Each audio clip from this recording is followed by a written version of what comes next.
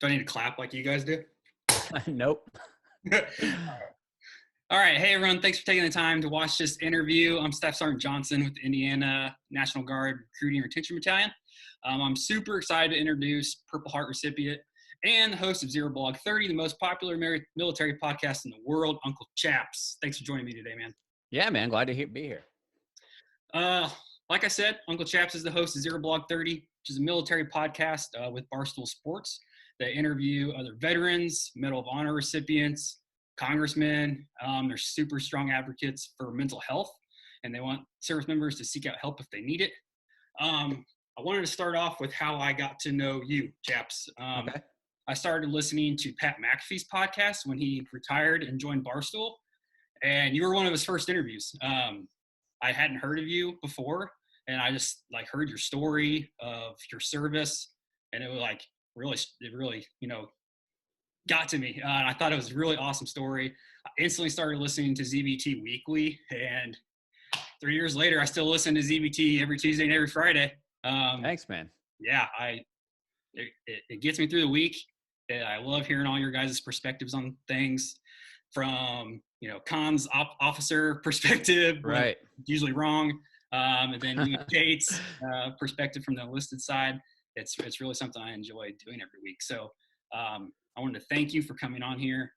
This is like a dream come true, getting to talk to you, man. So if you would, just please introduce yourself. Tell everyone your branch of service, your MOS, how long you served, stuff like that. Yep. My name is Chaps, but my real name is Matthew Cothran. I served in the Marine Corps for almost a decade. I was a dog handler by trade, an MP dog handler. I primarily worked with explosive dogs. And then in a deployment setting, I was with 1st Reconnaissance Battalion, where our responsibility was Fallujah and just outside of Fallujah in a little city called Karma. There in 2007, that's when I got shot and then subsequently retired from brain injuries due to blast. I was around a lot of close impact and danger close artillery strikes and things like that we'd have to call in on houses. So I got knocked around, a couple concussions. And then I retired in 2012 and went back to school, used my wonderful GI Bill and went to UTSA. And after I got done there, I got offered a job at Barstool. And so that's what I've been doing ever since. Right on, man. Thanks for going into that background for everyone watching. So I'm just going to jump into some questions I had for you. Okay. So how did you come to the decision in your mind to say, hey, this is something I want to do. I want to join the military. I'm ready to do it. Well, me, it was primarily, I was going to Bible school. Honestly, I wanted to be a preacher whenever I was growing up. Yeah. So I was 22 years old, almost done with seminary. And I went to go interview for a job to be a pastor somewhere.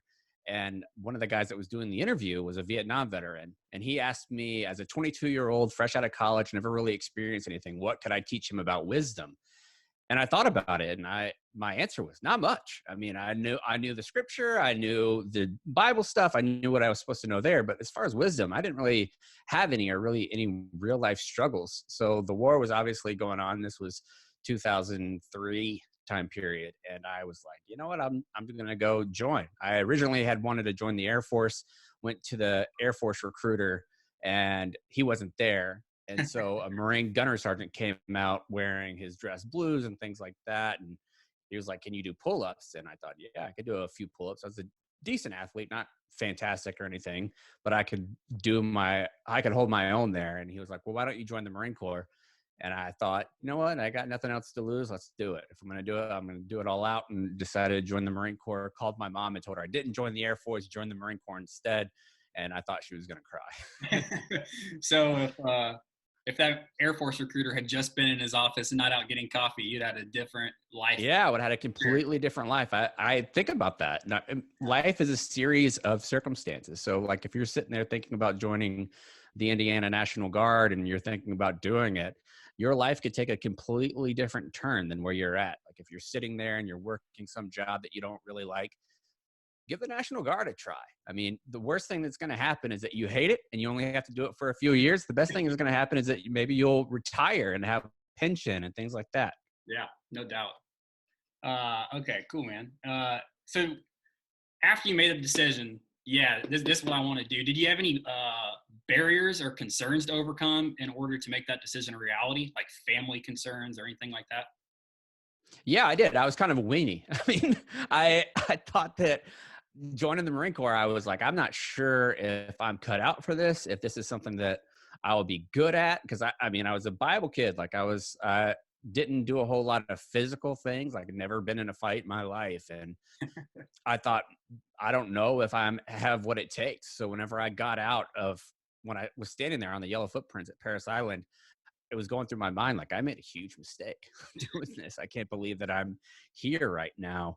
But it ended up being good, and I think that that's my biggest lesson that I learned from the military is that you can find the self confidence inside yourself. Like the things that you think that you're capable of so much more. Yeah. And I think a lot of times that discipline that's instilled by the military, you see people what they're doing. You're around leaders who speak well, who know how to encourage you, and I think that, especially in the National Guard, if you could do that and go do your normal 9 to 5 job too, like the pros of leadership that you'll gain from being a military member and applying that to your civilian life can only be beneficial. Yeah, no doubt. That's kind of something we always try to hit on with kids is you're going to get the best of both worlds. You're going to be able to get that military experience, that leadership training, dedication to duty, work ethic, and then also go to college, work on your career, apply those same things in the Right. civilian side. It's just going to make you a better person, more marketable, more successful. So you kind of talked about your deployment there in your introduction, and I know your story about how you were Mhm. with Purple Heart. But if you wouldn't mind taking a couple minutes to talk to everybody that might be watching your story of how you received the Purple Heart. Sure. So I was, like I said, I was with First Recon Battalion, and we were tasked with clearing a route that goes from Fallujah into a city called Karma. And at the time, there was two major hotspots that were in Al Anbar province, and that was in Ramadi and it was in Fallujah. In between those two towns, there's a town called Karma. And because there was a big Marine objective and a big Marine objective in Fallujah and Ramadi, halfway in between that is Karma. So a lot of people, a lot of insurgents were gathering in that area. A lot of Al Qaeda in Iraq, people from different areas too, like different type of mercenaries and stuff. So we were tasked with going in and clearing. Well, some of the roads that led into Karma, because there are so many bad guys in the area, were just laced with explosives to the point where whenever route clearance was trying to go through, they couldn't do it. Because route clearance, if they come in with big vehicles, they have to stop, and then they have to call EOD, and an EOD has to come in and blow up the IED, and then you can move forward. Well, on some of these roads that have numerous IEDs, that could take way too long. And if you're sitting on a major road with a huge convoy, you become a big target for RPG strikes and things like that. So they tasked First Recon Battalion with going in on foot and having a small mounted patrol behind, but primarily on foot. And so we cleared the area with my dog. My dog's an explosive dog. And on the way into the city, we found 13 IEDs that night on one road. Wow. And put charges on them and blew them up in place, and then just kept moving forward in order to get through under the cover of darkness. And whenever we got there, I laid down in a house that we would take, because we would take civilian houses that looked like they had good perimeter security on the outside. The house that we took in Karma was surrounded on 3 sides by a canal that was about 7 or 8 feet deep, which is pretty common in the area because it was for irrigation. Karma and Fallujah are both big farming areas. So we would have those canals were basically the natural barrier. So if a vehicle-borne IED was going to come through, it would be difficult. They don't really only have one avenue of approach. Well, when we took the house that we did, the insurgents got into the canal from a further distance away and low crawled through the canal and used it as almost like an ambush point. So when I had finally laid down to go to sleep that night after clearing all through the night, and it was in the morning, gunshots and mortar rounds and all kinds of stuff exploded off all at one time. It was a very coordinated attack. And I got up with my dog to go move to a more advantageous area so I can observe what was going on. And whenever I was moving, I moved in front of a window, which is pretty infamous now, Yeah. to get a better view. The house was completely full of windows. I really didn't have a choice of where I could go. It was basically a window house. Like there's only a couple of spots that didn't have them. So I had to move somewhere. I couldn't be standing in the middle of the room. A round came through. And originally I thought I'd been hit by like a piece of rock. Like I thought a mortar had blown up and exploded a piece of the wall, and it hit me because it spun me around. And I looked down and I could see a hole in my arm, like where the bullet had gone through my forearm. And I was like, oh man, that's not great. So I called the corpsman. I had to tie a tourniquet to myself, and then I moved to the roof and started shooting again. And then when we got a lull in the action, I went back downstairs and waited for, I'm not sure how long it is now, but probably about an hour and a half, 2 hours, and had to deny morphine because there was only 5 or 6 of us in the house at the time. And if I had morphine, then they would have had to carry me out on like a litter.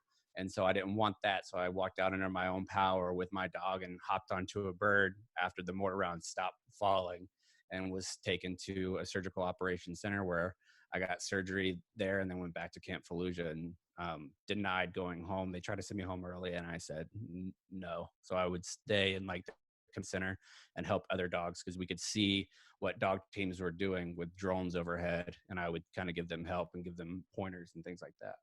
That's awesome, man. Not awesome you got shot. That's actually bad. Yeah. But thank you for sharing that story. I think it's important that people hear everyone's war stories. Everyone has a war story. Mm-hmm. I think it's cool to hear people's war stories and try to connect with it. Understand the things that you saw from your perspective, how they're different from my perspective in the National Guard, but how they can all kind of commingle, even from different branches. Mm-hmm. So thank you for sharing that. Yeah.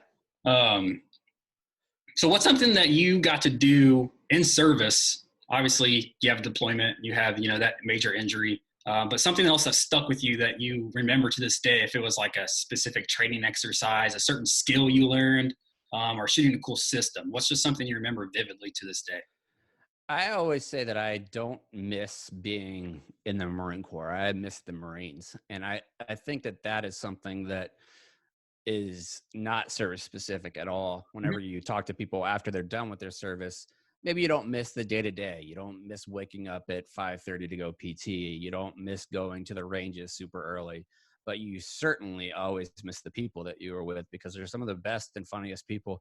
That's why I think ZBT is so successful, because it is like it's very much just like any other platoon room that you could be in. There's characters like me, there's characters like Kate, there's characters like Cons in every single platoon in the military. And people listen to it when they're away from it, and they think, yeah, this is exactly what it was like when I was in. This is what I've missed. Yeah, that's you couldn't be more right. You guys are 3 very different personalities, but you guys get along really well. Mm-hmm. You butt heads and you agree on things, you disagree on things, and it's exactly like hanging out in a platoon room or in the barracks or whatever. It's the exact same thing, which is why I think I love listening to the podcast so much. It's a connection that I have. So yeah, like I said, one of my favorite parts of talking to people that serve is hearing the stories that mean so much to them. For you, it's missing the Marines you worked with every day, the people. Story that I like to kind of talk about from when I was deployed, and is the relationship I built with our interpreters. I'm sure you had interpreters that went with you on every mission. We had the same thing. We had a couple guys that we used on convoys. They would sit in our truck. They'd have a headset on, kind of like the one you're wearing now, and we could just have American names. Yeah, exactly. One was Hollywood. Just call him Hollywood. Yeah, we had one guy named Kyle. He had been shot 6 times. Oh, jeez. But they be just sitting in our trucks wearing headphones like you have on, and you're just sitting there and talking to them and learning about their lives, their culture. It was awesome. I get to learn about their experience of living in Afghanistan during a period of occupation. And that's just something that as Americans, like, we can't fathom.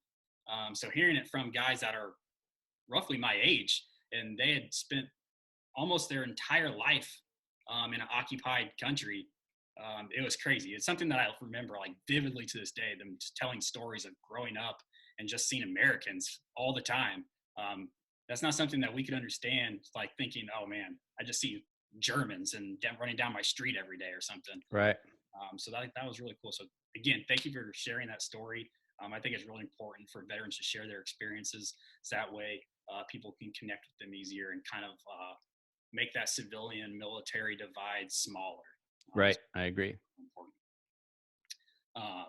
So the military and the service in general prepares us, I think, for really successful civilian careers because we're not only trained to do our job. I was a truck driver traditionally. You're a military police traditionally, Mm-hmm. but neither of us do those things in the civilian world. We get good leadership training. We learn dedication. Most of us develop a strong work ethic. Mm-hmm. We kind of talked about this in the beginnings, but if you could kind of go into more detail about what you've been up to since you left the service. I know Zero Block 30 is affiliated with Barstool, but what else have you done? I know you went to college.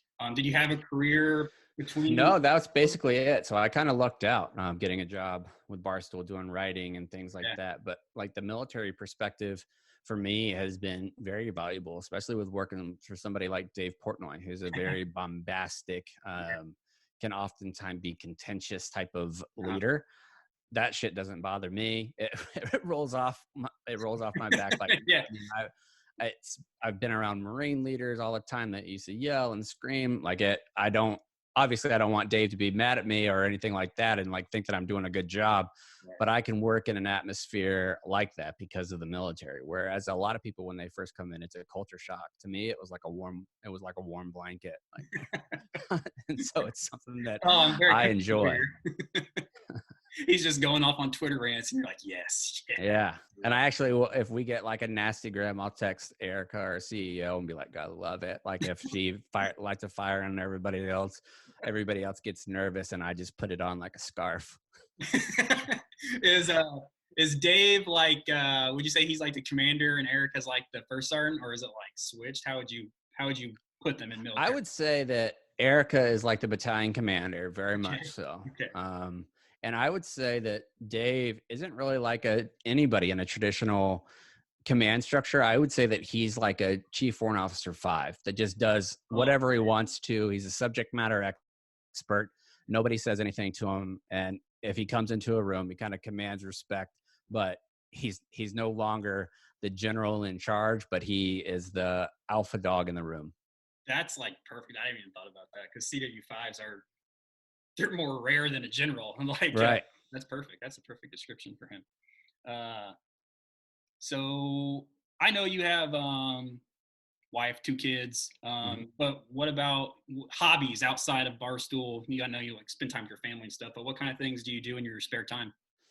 When it's not coronavirus season, I like to get out and golf some. I recently bought a new truck that I've been trying to learn about that, like through the majesty of YouTube and other avenues. So I've been doing that, but mostly I'm just a family guy. I like to hang out and chill with my wife and kids. Very homebody. I think that most people would find that surprising when they see my content, think that I'm a social butterfly and out all the time. Really not like that. I don't like being up past like 10:30. So I stay at home a lot and chill to myself. And then my socializing is through work, I guess. That's kind of what I do. Oh, man, I, for one, love the yellow truck. Don't let the haters get you. It's perfect. I would never. I know you wouldn't. And McCartney is probably my favorite person outside of my wife and kid in this world. Yeah, McCartney's awesome. So what does the future hold for Uncle Chaps? Where do you see yourself in 5-10 years?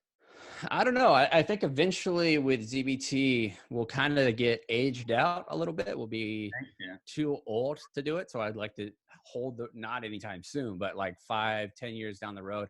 I wouldn't mind handing the reins off to that podcast to a younger buck that's coming up that has strong views and a strong sense of responsibility for the platform that we have.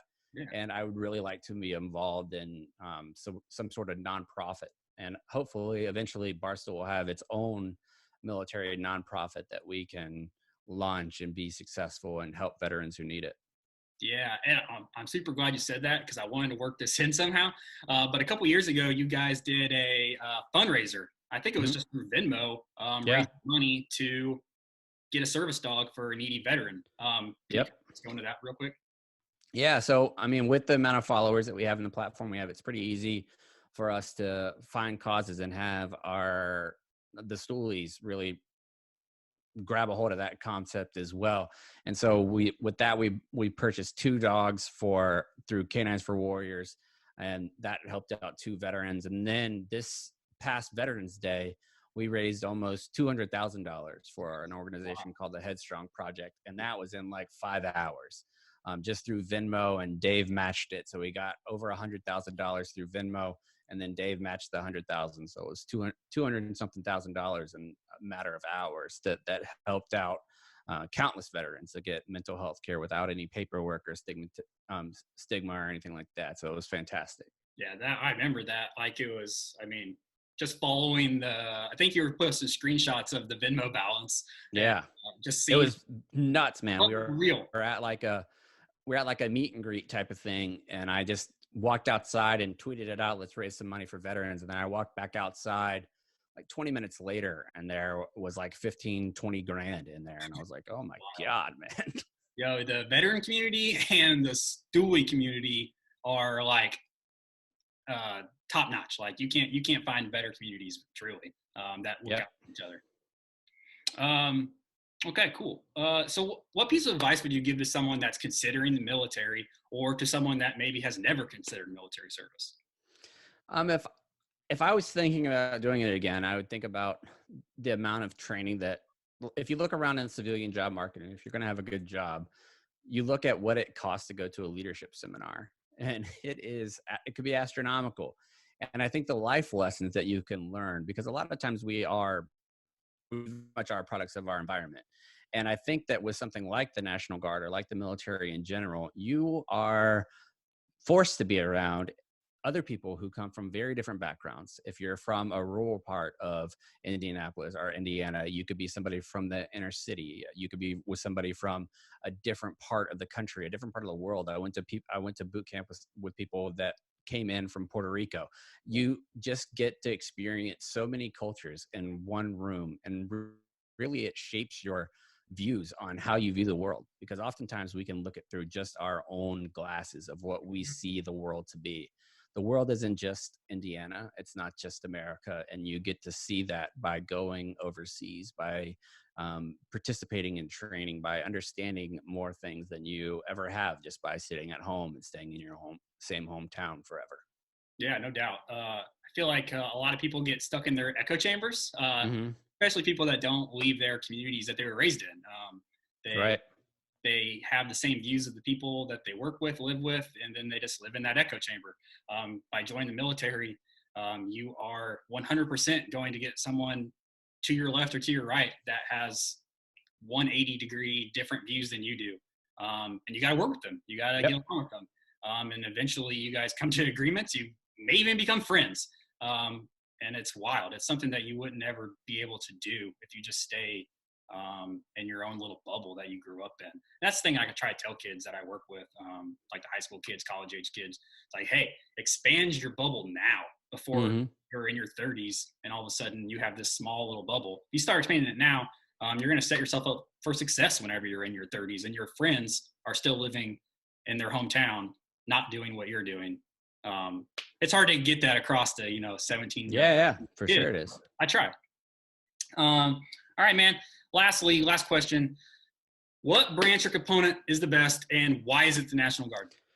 Oh, for your purposes, I'll say it's the National Guard because you can do whatever you want to for most days of the month. But for me, I love the Marine Corps, man. I make fun of it all the time, but it's like my little pet. And I think that there's so many things about it that are stupid and that are ridiculous, like getting haircuts in coronavirus season. I knew that we were going to be the last branch of service that was still requiring that stuff. And it's so dumb, and it makes me love that branch so much. But I'm not one who is a branch hater, really. Connor is. He hates the Navy. I think that everybody, what they do is incredibly valuable. I mean, you look at anybody that makes fun of other branches of service, I think you're kind of missing the boat there. That's not something that ZBT does seriously, is like denigrate the service of other people. I think the Coast Guard's valuable. The National Guard is valuable. Air Force, Navy, Marine Corps, and Army. Everybody has their spot. They have their job in a well-functioned machine. And I think being a member of any of those is something that you can take pride in and putting that uniform of your country on and doing what was asked of you. I think that that's something to be very proud of. Yeah, no doubt. Well, Chaps, buddy, thank you so much for agreeing to talk with me, man. This is like been a dream come true. It means so much. Your podcast is something that helps me relax on my way to work every week. Been doing it for 3 years. It works every time. If you could drop podcasts every day, that would be the work that you, Kate, and Cons do for the veteran community is awesome. I wish more people could do it, but you guys are doing it awesome with your platforms and the reach you guys have in social media. It's awesome. Well, thank you. I'm really grateful to get your take on why service is important and what it meant to you.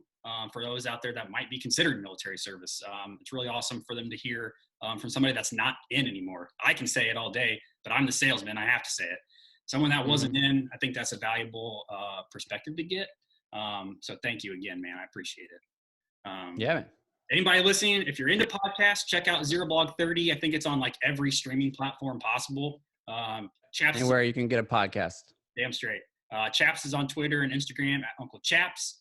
His co-hosts, Kate and Connor, are at Barstool Kate and Captain Cons, also Twitter and Instagram. They're hilarious follows. They have a lot of good content. They do a lot of great things in the veteran community. They're definitely worth a follow. Chaps, thanks, man. I super appreciate you doing this, and I can't wait to see what you do in the future. Thanks, man. Appreciate it. Thank you.